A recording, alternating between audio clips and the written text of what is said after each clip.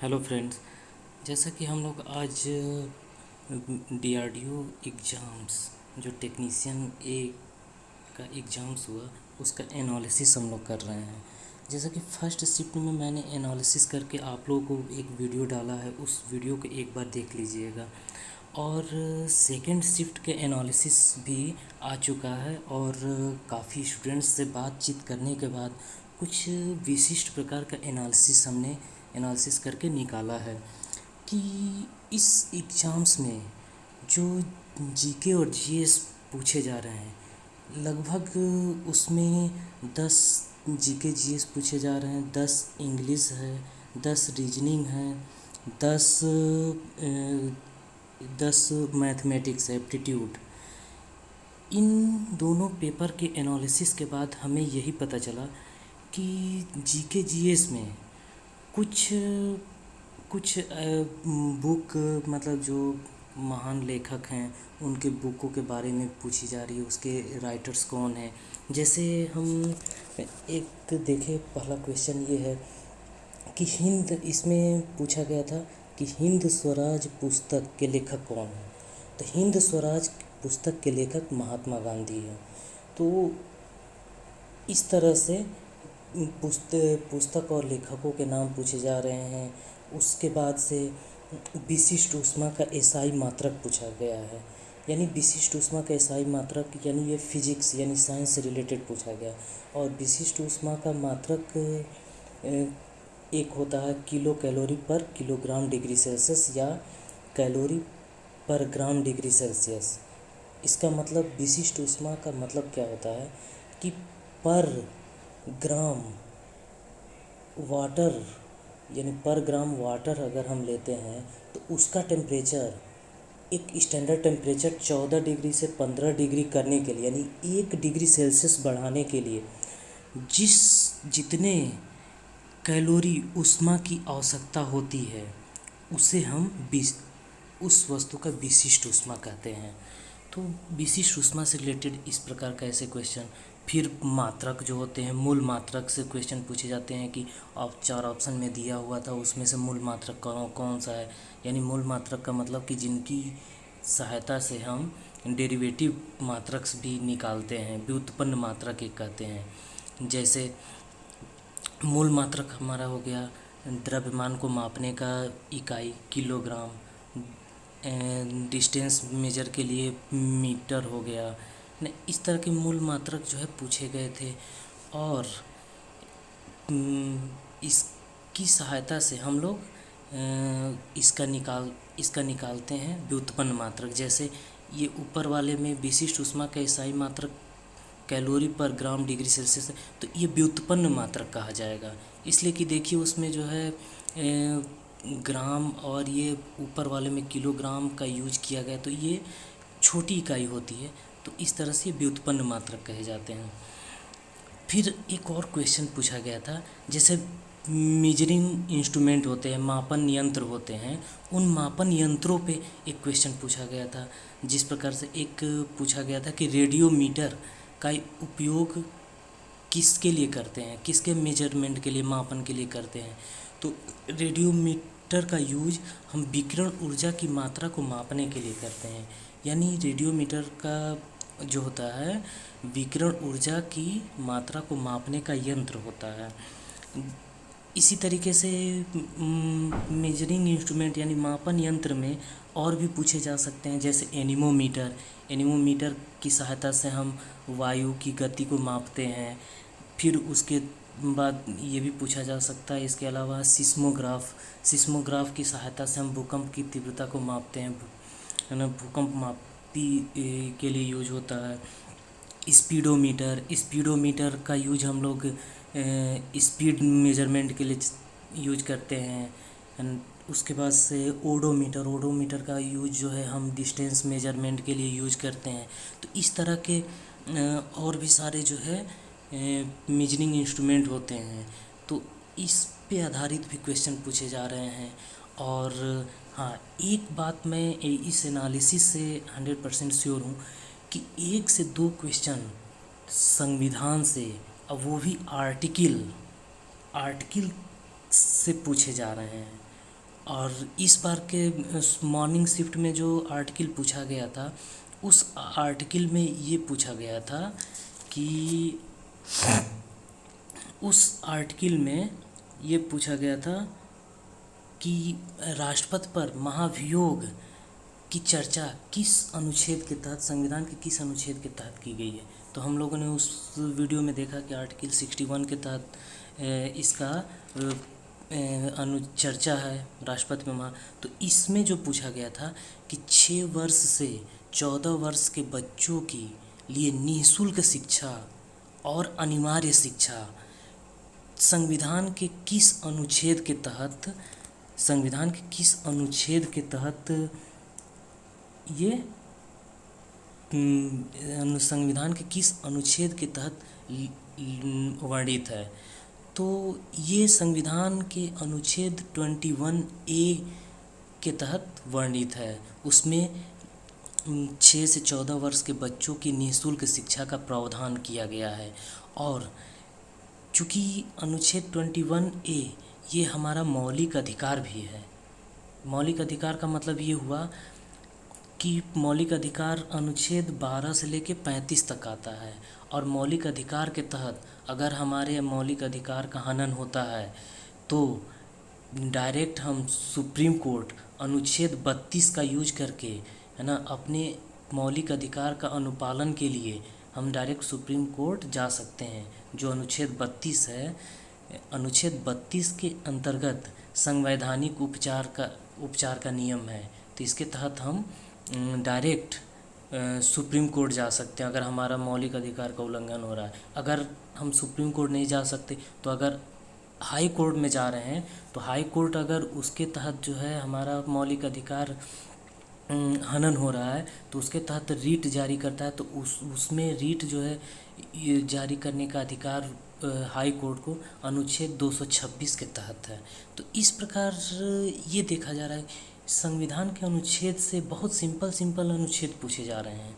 तो बच्चों, आप लोगों से यही उम्मीद है, आप दोस्तों से यही उम्मीद है कि एक बार ज़रूर जो है अनुच्छेद को पढ़ के जाएं।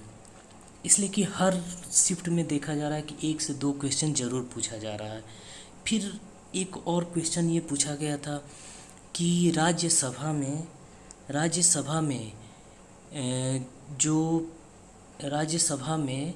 निर्वाचन के लिए योग्यता जो होती है वो कितने वर्ष होती है, मतलब कितने वर्ष के व्यक्ति का निर्वाचन जो है उसमें भाग ले सकता है उसके निर्वाचन में।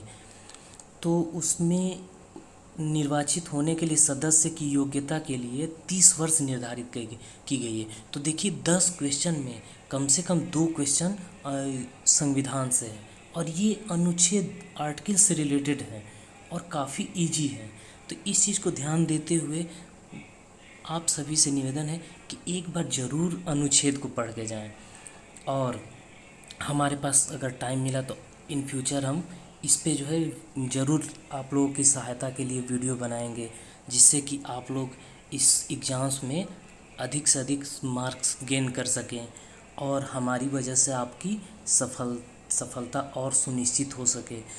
और इसके अलावा रही मैथमेटिक्स की बात, तो मैथमेटिक्स में चूँकि सभी बच्चे मेमोरी बेस्ड क्वेश्चन है, तो जो स्टूडेंट्स आ रहे हैं एग्ज़ाम्स दे के उस एग्ज़ाम में जो है उनको मैथमेटिक्स के पूरे क्वेश्चंस याद नहीं रह रहे हैं, इसलिए कि चूँकि जीएस के याद भी हो जाते हैं और जीएस के हो गए, और इंग्लिश में जो है थोड़ी सी प्रॉब्लम होती है थोड़ा याद करने में।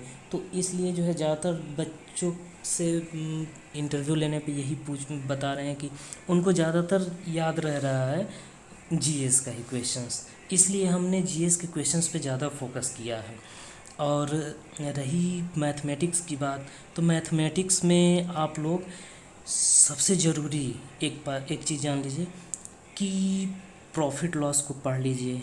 प्रॉफिट लॉस हो गया आपका, प्रॉफिट लॉस के बाद आपका परसेंटेज हो गया, टाइम एंड वर्क तो बहुत ज़रूरी है, इसमें हर शिफ्ट में क्वेश्चंस आ रहे हैं। Distance and time and distance में भी बहुत क्वेश्चन आ रहे हैं, एक आध दो क्वेश्चन ज़रूर मिल रहे हैं। फिर उसके बाद से नंबर सिस्टम में भी एक क्वेश्चन आए हुए थे। एक स्टूडेंट्स ने बताया कि सर जो है इसमें एक क्वेश्चन इसमें भी आए हुए थे। तो इस तरह से करके 5-6 टॉपिक मैथमेटिक्स के अगर आप लोग कवर कर लेते हैं तो काफ़ी इजी हो जाएगा आपको मैथमेटिक्स के क्वेश्चंस को सॉल्व करने। और इतने हार्ड क्वेश्चंस भी नहीं आ रहे हैं, बहुत सिंपल वन लाइनर टाइप। अगर आपको उसके ट्रिक पता है तो आप आसानी से उसको सॉल्व कर सकते हैं। इसी प्रकार से रीजनिंग में कोडिंग डिकोडिंग के तो एक दो क्वेश्चन फिक्स हैं आने। 10 क्वेश्चन में एक दो क्वेश्चन डिकोडिंग सीटिंग अरेंजमेंट और ब्लड रिलेशन तो और आसान है ना। उसके बाद लॉजिकल रीजनिंग, वेन डायग्राम से क्वेश्चंस आ रहे हैं। तो इन सब क्वेश्चंस को जो है ना आप थोड़े से प्रैक्टिस में है ना, एक बार आप एग्ज़ाम देने जिनका भी इन फ्यूचर में आगे का एग्ज़ाम्स है उसको देने जाने से पहले इन सब टॉपिक्स को एक बार ज़रूर स्टडी करें, ताकि आपकी जो है सफलता और जो है पास आ जाए। इसलिए कि टेक्निकल बच्चे ज़्यादातर जो है टेक्निकल को अप्रोच कर पा रहे हैं, लेकिन नॉन टेक में थोड़ा सा पीछे हो जा रहे हैं। इसलिए कि उनका नॉन टेक टेक्निकल पोर्शन जो है अच्छा रह रहा है, लेकिन नॉन टेक में थोड़ा सा कम कर रहे हैं। तो जो बच्चे अपने आप को और ज़्यादा थोड़ा सा इम्प्रूवमेंट नॉन टेक में कर लेंगे तो उनका सिलेक्शन फिक्स है। रही बात टेक्निकल में हम एनालिसिस करके दोनों शिफ्ट्स में यही देखे कि सबसे ज़्यादा ट्रांसफार्मर्स के क्वेश्चन पूछे जा रहे हैं। उसके बाद से पूछे जा रहे हैं रेजिस्टेंस से रिलेटेड क्वेश्चंस। रेजिस्टेंस में जैसे सीरीज पैरेलल ये सब क्वेश्चंस पूछे जा रहे हैं। तो बच्चों स्टूडेंट्स आप लोग ये इस चीज़ को आप लोग पढ़ के जाओ। मोटर से रिलेटेड क्वेश्चंस पूछे जा रहे हैं जैसे, और वायरिंग हो गए, वायरिंग से रिलेटेड, फ्यूज से रिलेटेड। हाँ, बैटरी से रिलेटेड तो हर एक शिफ्ट में पूछे जा रहे हैं। मेरे एनालिसिस के थ्रू जो है यही पता चला कि बैटरी के क्वेश्चंस एकदम इम्पोर्टेंट हो गए हैं। जैसे बैटरी की इस शिफ्ट में भी पूछा था कि बैटरी की क्षमता जो है पावर किस में मेजर करते हैं, मतलब तो उसको एम्पियर आवर में मेजर करते हैं। तो इस तरह के क्वेश्चंस पूछे जा रहे हैं। उसमें रेजिस्टेंस मेजरमेंट में जो है आ रहा है मेगर का यूज कहाँ होता है, किस लिए यूज करते हैं। तो मेगर का यूज जो है हाई इंसुलेशन के मेजरमेंट के लिए किया जाता है ना। तो इस तरह के क्वेश्चंस काफ़ी पूछे जाए। और रही बात गेट से रिलेटेड क्वेश्चन पूछे जा रहे हैं। गेट में जैसे and gate, nor gate, not gate, इस तरह के क्वेश्चंस। इसके जो है थोड़ा एक्सप्रेशंस, बूलियन एक्सप्रेशंस को भी आप लोग इस चीज़ को ध्यान दीजिए। मैथमेटिक्स में एक सिंप्लीफिकेशन मेरा छूट गया था बताना, सिंप्लीफिकेशन से भी क्वेश्चन पूछे जा रहे हैं। तो इस तरह से मुझे यही एनालिसिस से लगा कि कुछ टॉपिक जो है ना कॉमन पूछे जा रहे हैं। तो इन सब कॉमन टॉपिक्स को आप लोग आसानी से कवर कर सकते हैं, कि इसलिए कि जब कॉमन पूछे जा रहे हैं तो इनका जो है स्टडी जो जैसे करंट अफेयर्स में आप देख लीजिए, एक श्रीलंका के प्रधानमंत्री का पूछा गया। तो इसी तरह के अपने पड़ोसी देशों के प्रधानमंत्री का, राष्ट्रपति का नाम याद कर लीजिए, है ना। हमारे पड़ोसी देश कौन से है, थोड़ा सा इस चीज़ को आपको नॉलेज होनी चाहिए। तो इन सब चीज़ों को देखते हुए है ना आप लोग अब आगे की रणनीति पे काम करें। और रही बात हम आगे की रणनीति के लिए, हम थोड़ा सा हमारे पास टाइम की कमी होने की वजह से मैं उस पर स्पेशली वीडियो नहीं ला पा रहा हूँ। जैसे आर्टिकल से रिलेटेड यानी संविधान से रिलेटेड हो गए, फिर जो है ये सब ऐसे लिमिटेड टॉपिक हैं कि इसमें से जो है ना एक दो क्वेश्चन फिक्स हैं आना आपको, है ना। उसके बाद से कुछ टॉपिक खेल से रिलेटेड, जैसे पिछले शिफ्ट में खेल से रिलेटेड पूछे गए थे, तो इसमें भी खेल से रिलेटेड क्वेश्चन पूछे गए। लेकिन उसका वो क्वेश्चन जो है जिन स्टूडेंट से मैंने पता किया वो बता नहीं पाए, तो थोड़ा सा वो कन्फ्यूजन में थे कि सर कंफर्म याद नहीं आ रहा कि कौन सा क्वेश्चन पूछा गया था। तो रही बात इन सब रिलेटेड, तो हम आगे आने वाले समय में हम वीडियो बनाएंगे, है ना। तो अतः आपसे यही विनम्र निवेदन है कि जो जो टॉपिक्स ज़्यादा पूछे जा रहे हैं उसको आप लोग ध्यान दीजिए। अतः हम अपनी वीडियो को रोकते हैं और इसके आगे आप लोग अपनी रणनीति पे काम करते रहिए, और आने वाले जितने भी शिफ्ट्स हैं उन सब का हम एनालिसिस बैक टू बैक लेके आएंगे, ताकि जो अभी 11 तारीख तक एग्ज़ाम्स को चलना है तो सभी बच्चों को ये हो जाए कि मतलब उनको पहले पता हो जाए कि हाँ किस टॉपिक से रिलेटेड क्या क्वेश्चंस आ रहे हैं, तो उनके लिए काफ़ी कारगर साबित हो सकती है वीडियो। अतः हम अब इसके आगे अब हम अगली वीडियो थर्ड शिफ्ट के एनालिसिस को लेके आएंगे। तो आप लोग अब इसके आगे पढ़ाई करते रहिए, और फ्यूचर में जो एग्ज़ाम देने जाने वाले हैं बच्चे उनके लिए बेस्ट ऑफ लक। और